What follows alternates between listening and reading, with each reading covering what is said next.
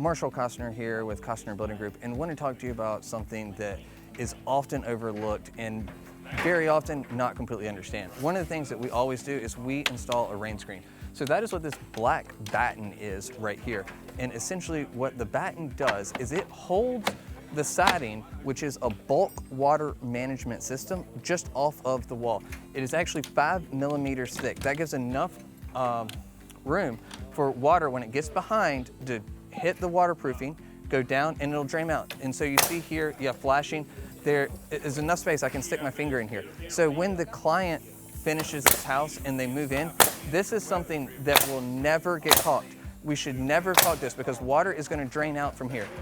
People think that siding holds the water out of the house. It actually doesn't. It holds about 95%, and it allows that 5% to get behind. Each material is a little bit different, whether it be hardy in this case, or brick, or stucco. They all, to a varying degree, allow water to get through.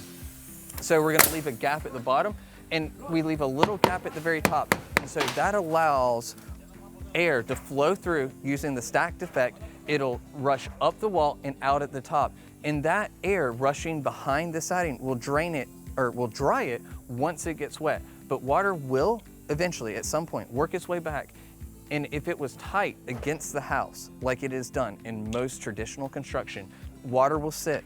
Water will eventually work its way through the water barrier because it'll hold the water onto it, and water has to be let out. It has to go somewhere. So instead of worrying about the water that gets there, we just manage that water. We give it a place to go, and we give it a place to dry. And because we do that, we don't have to worry about the wall rotting out 40, 50, 60 years from now. You have often seen in renovations when somebody pulls the wall up, there's huge sections of rot on the wall.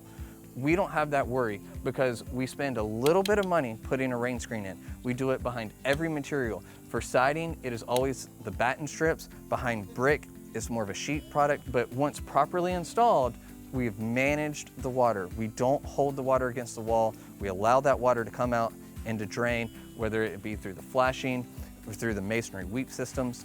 The rain system that we most commonly use is from a manufacturer called Masonry Technology, Inc. And we use their entire system, both for the entire house.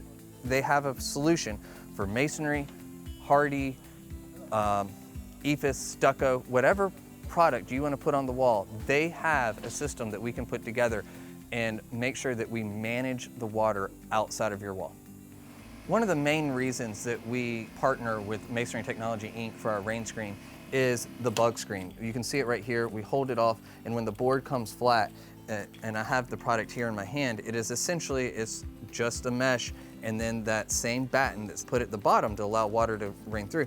But when this is put tight to the house, and just like we have it here, and the board is tight, your ants, your bugs crawl up and they hit, and they can't go any higher than this bug screen. We have the bug screen at the bottom and also at the top. We also have it around the windows. So any place where we have this gap, we have the bug screen.